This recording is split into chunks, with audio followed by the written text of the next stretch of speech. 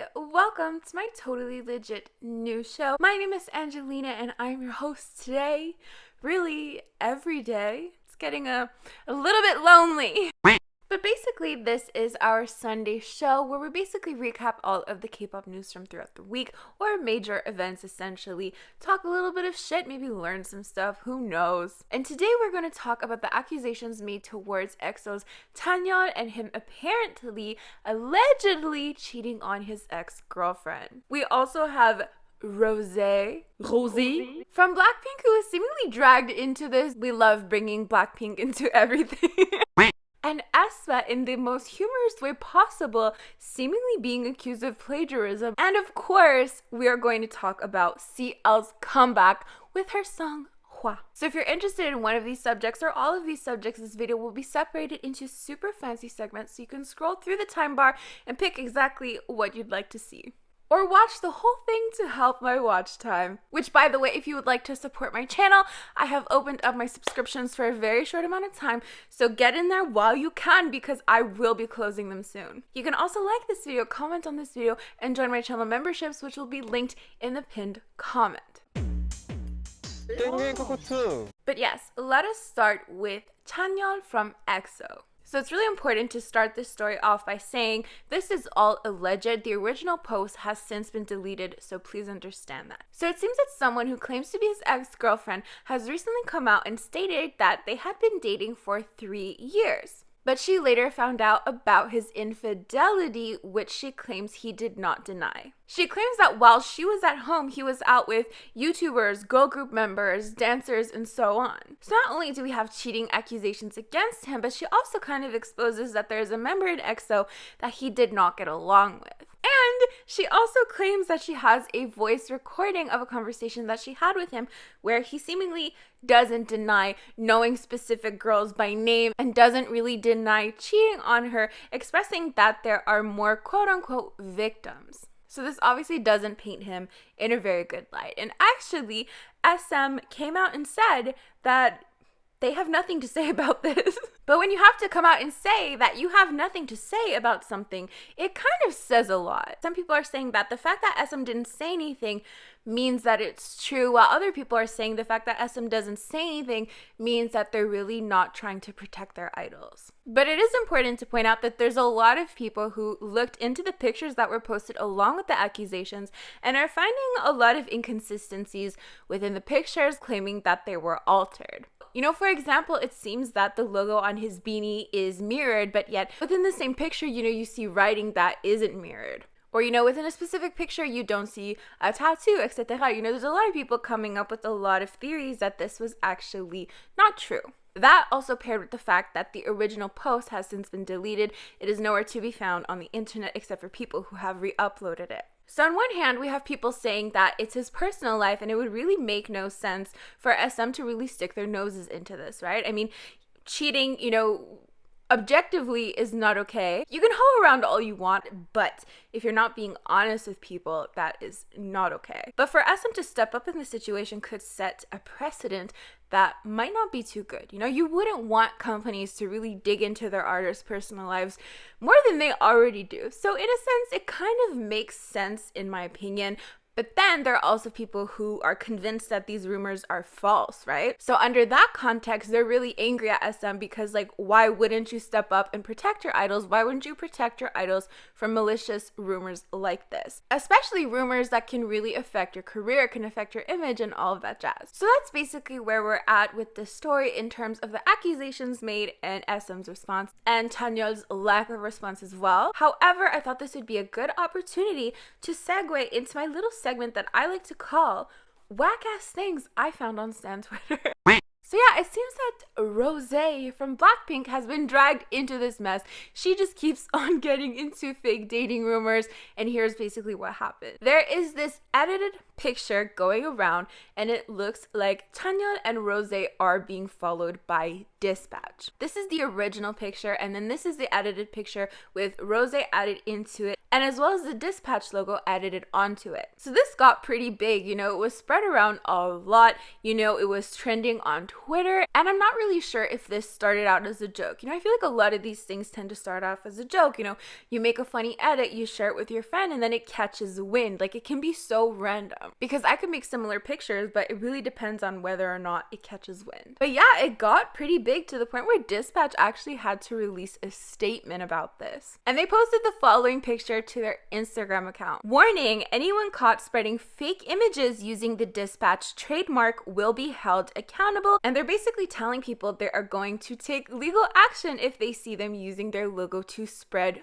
false news. And similarly, people were tweeting about YG, wanting them to protect her. Because of course, YG has not released a statement in regards to this.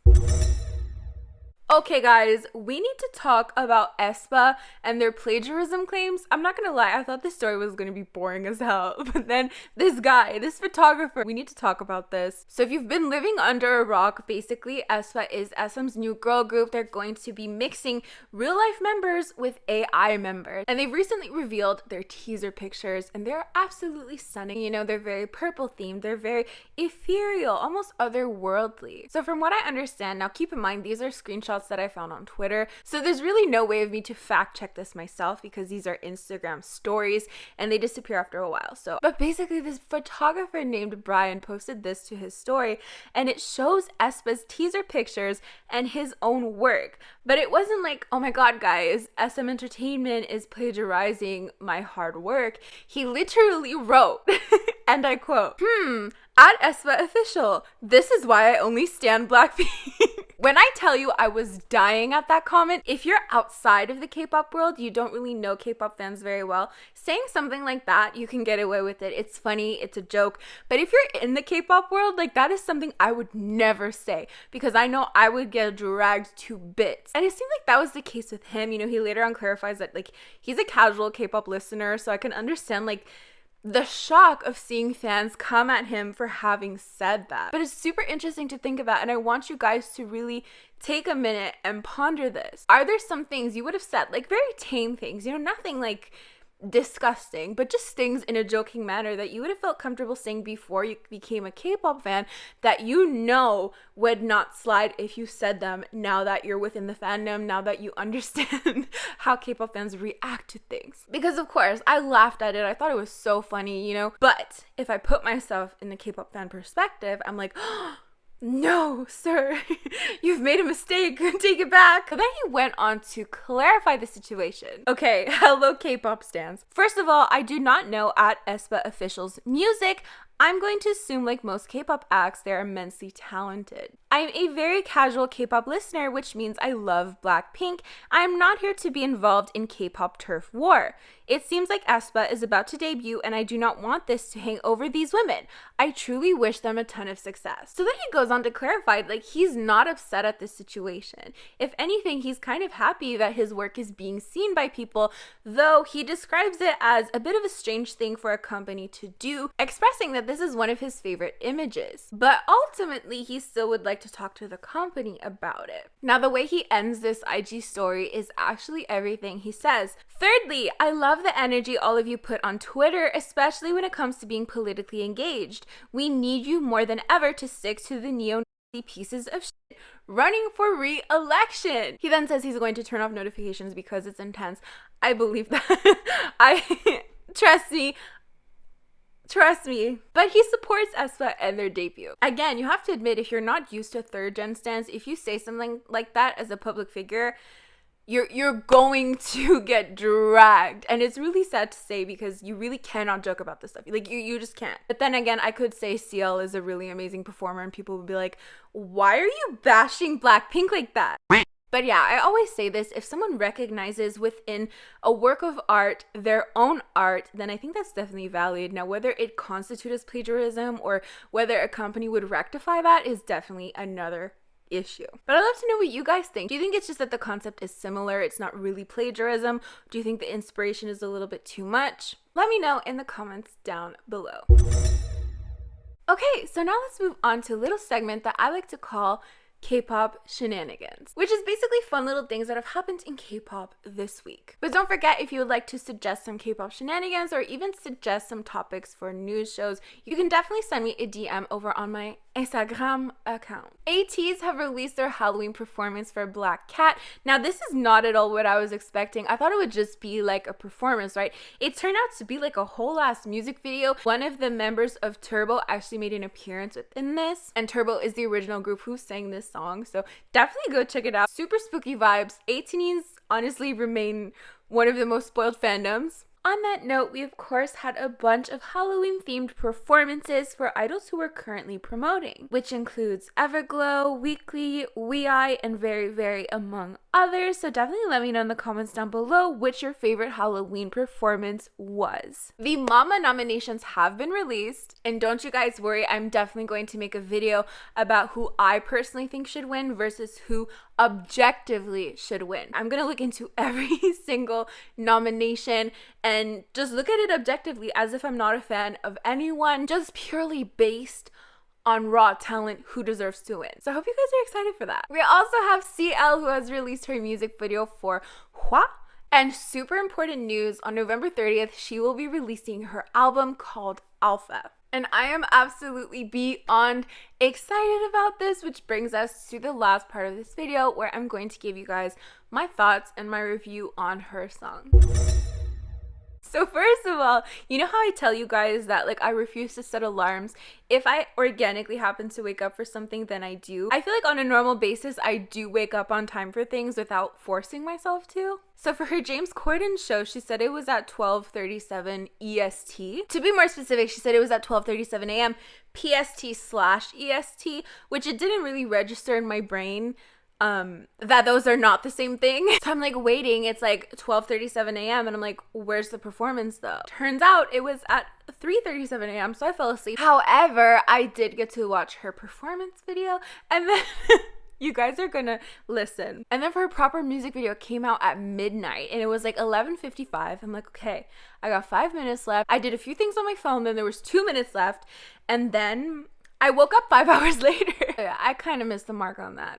She released 2 songs, one called HWA, one called 5 Star, and she performed HWA for the first time ever. She debuted it for the first time ever on the James Corden show. And what's really interesting about that is that she is actually the first K-pop artist to perform on the James Corden show. If you didn't remember, in 2016, she performed Lifted. So 4 years later, she came back. She performed at the National Museum of Modern and Contemporary Art in Seoul, and she was wearing like the most stunning outfits. She's honestly a style icon, which brings us to the music video, because within the music video, you just see such amazing styling, and I think that's what stood out to me the most. You know, she just has such extravagant dresses, and just the visual direction of the whole music video is just beautiful. And actually, before her music video came out, she went on Yuhye's sketchbook, where she performed HWA, Baddest Female, Mental Breakdown, and Thanks from In the Name of Love. It was absolutely stunning, and I will touch more on HWA at the end of month review that I'm making on November 2nd, because there's just a lot of videos to make this week. But man,